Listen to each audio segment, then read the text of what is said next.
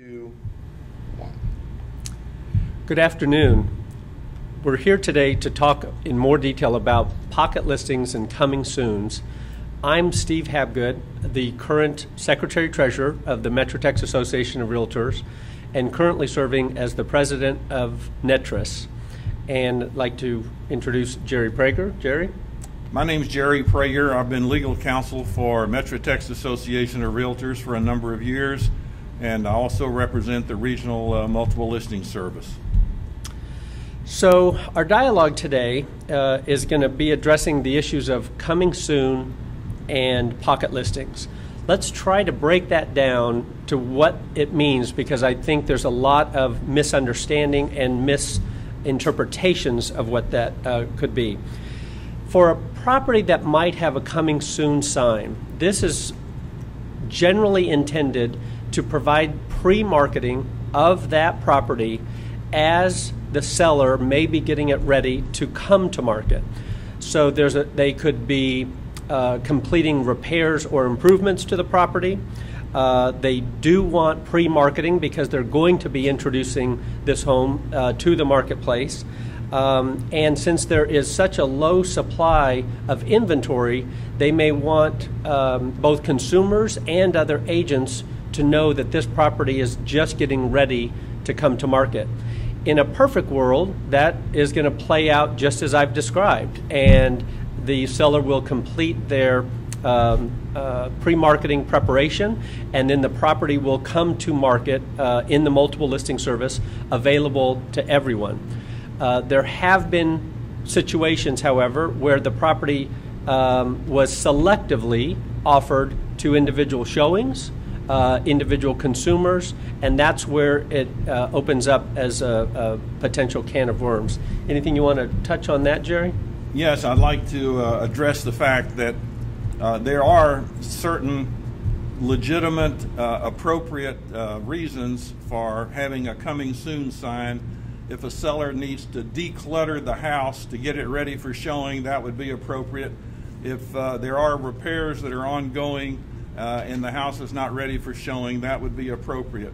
Unfortunately, there have been reports of a number of abuses in the marketplace, and it's been exacerbated because of the low inventory of homes that are available, and there seems to be a territorial protection of listings that certain groups of agents that have a relationship with agents in different firms, we've heard reports that they offer these properties to their friends to give them like a first right of refusal, and that's not playing fair, and that's not in keeping with the spirit of the MLS, which is built on cooperation. Okay. And then on the flip side, the pocket listing. Again, I can't speak for all agents, but in general terms, it's been used as a property that may not be coming into the MLS for any number of reasons for a seller. There could be privacy issues, there could be employment issues, there could be just a concern about having a number of individuals coming through their home. So they may enter into an agreement with their realtor to market this property outside of the MLS to a select number of additional agents and or consumers to see if there is a buyer for this property without it actually hitting the multiple listing service. And again, valid situations where this can occur, but also unfortunately have been abuses that have come into the marketplace. Well, the big danger with pocket listings is the fact that a seller may not be aware, if the broker has talked the seller into agree not to file the listing with the MLS, then the seller is not getting maximum exposure for the listing, and he therefore probably is not going to get offers that would maximize the seller's selling price. This would be extremely dangerous because of a listing agent that engages in this as a pattern or practice over and over, rather than in an isolated instance when the seller really needs to keep the listing out of the MLS. it could reach the level of breach of a fiduciary obligation that the listing agent owes to the seller. And of course, you have to keep in mind that on a pocket listing, a buyer's agent who's working with that buyer needs to protect himself or herself, because if the listing is not filed in the MLS, there is no offer of compensation, and that buyer's agent needs to be sure that he or she gets appropriate documentation to protect the commission arrangement with the listing broker. So some of the challenges that we've been seeing in the marketplace is with a coming soon sign out in the marketplace, with an agent putting in a request to be able to show that particular property, and in some cases being denied the opportunity to have access to show the property until it is in fact ready to show per the seller's instructions. And yet individual consumers have made inquiries on the same properties and have been said, absolutely, when can we schedule a time to have you come through and take a look? So we get into some very sensitive issues about fair housing issues, the legal implications of cooperation through the multiple listing service. And what we're trying to do through MetroTex Association of REALTORS is tackle this issue to the best of our ability. We've established a task force that's been studying this for the last probably 6 weeks. We are looking at a variety of different both communication tools and education tools to bring to the marketplace, to bring both to our sellers and to our fellow agents. I'll pass it back to you, Jerry, for some of the considerations there. Well, first of all, there are some fair housing issues that can come up when you have a listing that's not being offered through the MLS, and if the listing broker is allowing on a discriminatory basis who can show the house, and if they exclude certain minorities, then you have a clear case of a violation of the fair housing laws.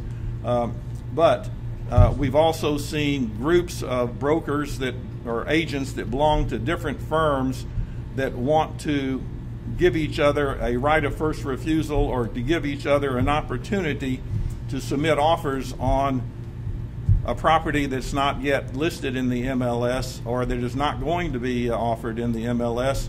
And that can also create some very serious antitrust problems, because if they have in fact created a group to exclude certain classes of buyers, they're basically creating a boycott that will discriminate against buyers that will not have an equal opportunity to submit offers on those properties. So I think that when you have agents from different firms agreeing to this type of a behavior, you're flirting with danger, and you probably should think twice about engaging in that type of activity. So we all have to be reminded of the purpose of the MLS. It is to share information on the front side, as well as sharing information on the back side, and the cooperation of compensation that comes with the MLS. For those of us who need to do detailed assessments of the market so that we can give our clients fair and accurate representation of their market value, we're obviously looking for those solds in the marketplace to support those values.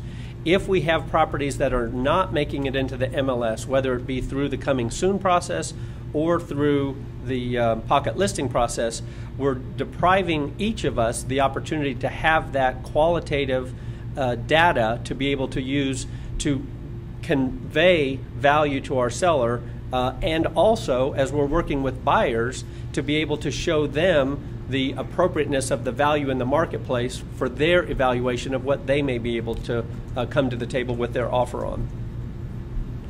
Yes, absolutely. The less comparables that are available through the MLS to appraisers, the more difficult it will be for appraisers to render opinions for lenders. And if the lenders are not getting appraisals, they're not going to be able to make loans to prospective buyers, which is going to damage the entire system. The whole system of the MLS is built upon cooperation and playing fair and giving everyone an opportunity to participate the same way.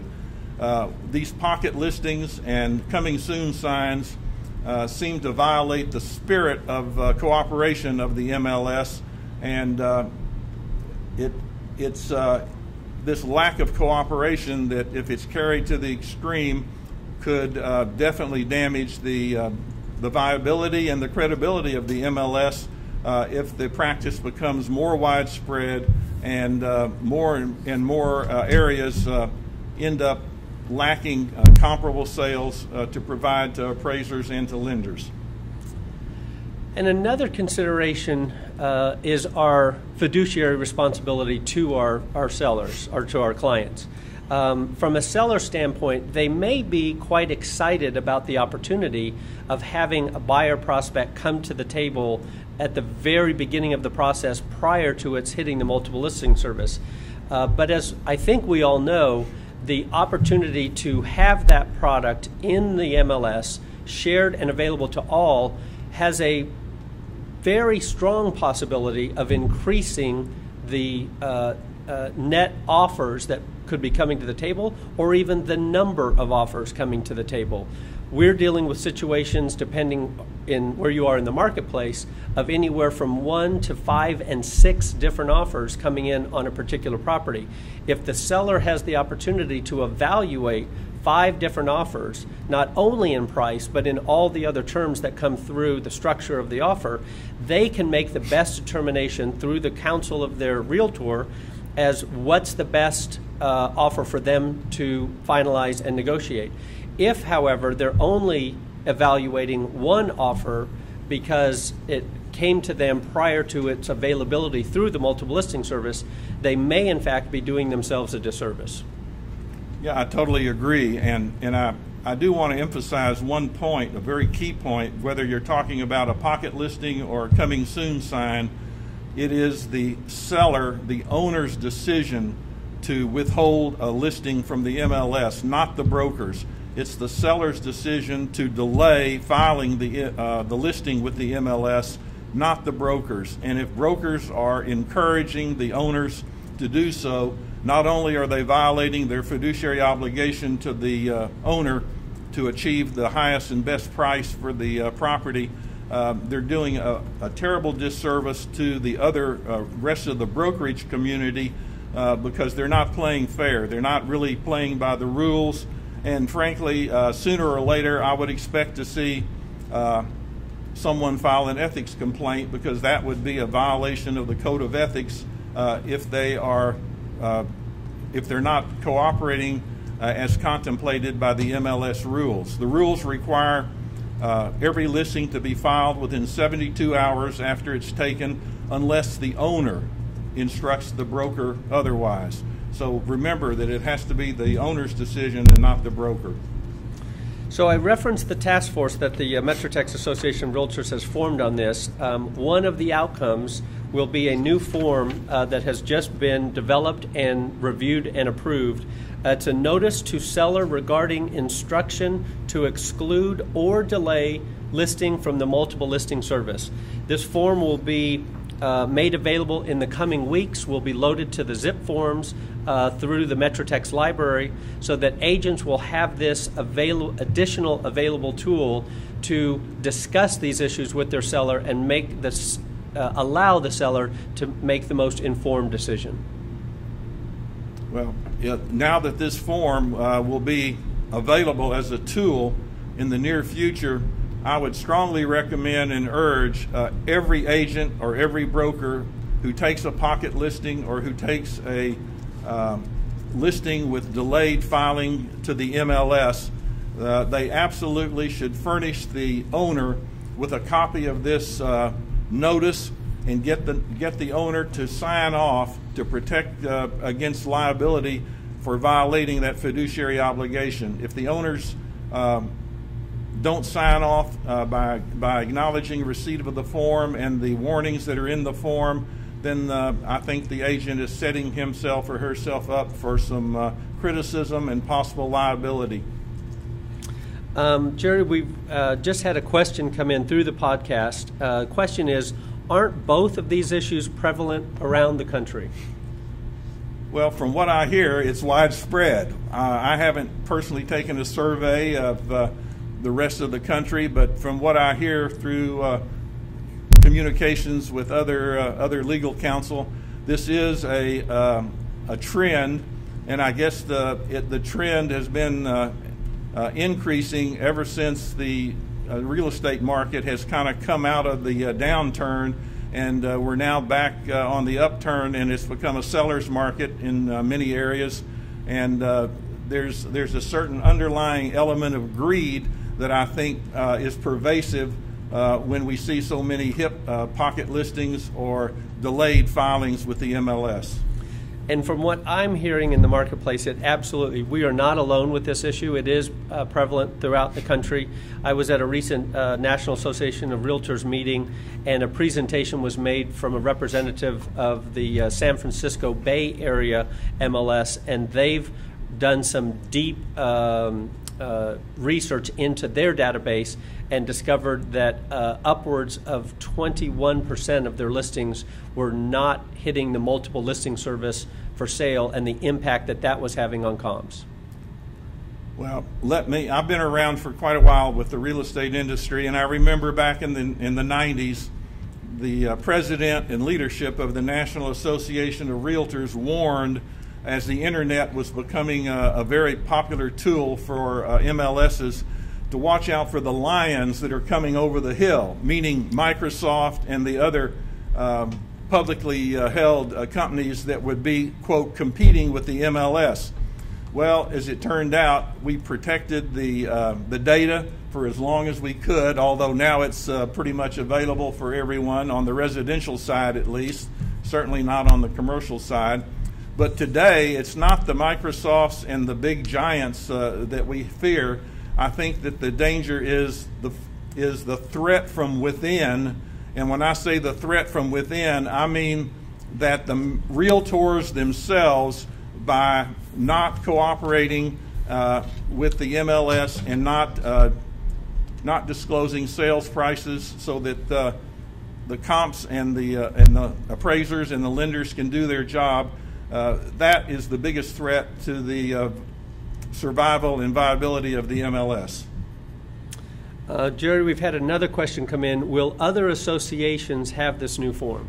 Well, it's not my decision, but I think the task force indicated they wanted to submit it to the Texas Association of Realtors for their consideration, and if they adopt it or revise it and modify it and then adopt it, it would be available all over the state of Texas, and I would imagine that will probably happen sooner rather than later, before the end of the year. Any other issues in summary or conclusion you'd like to share? Well, Steve, I think you've covered the waterfront very well, and I think that we've alerted the people who are watching to some real serious issues that they have to deal with, and hopefully we'll see a retraction or a reduction in the number of coming soon signs and a reduction in the hip pocket listings. Well, on behalf of the MetroTex Association of Realtors, we'd like to thank you very much for joining us today. And again, I'm Steve Habgood, Jerry Prager. Thank you very much.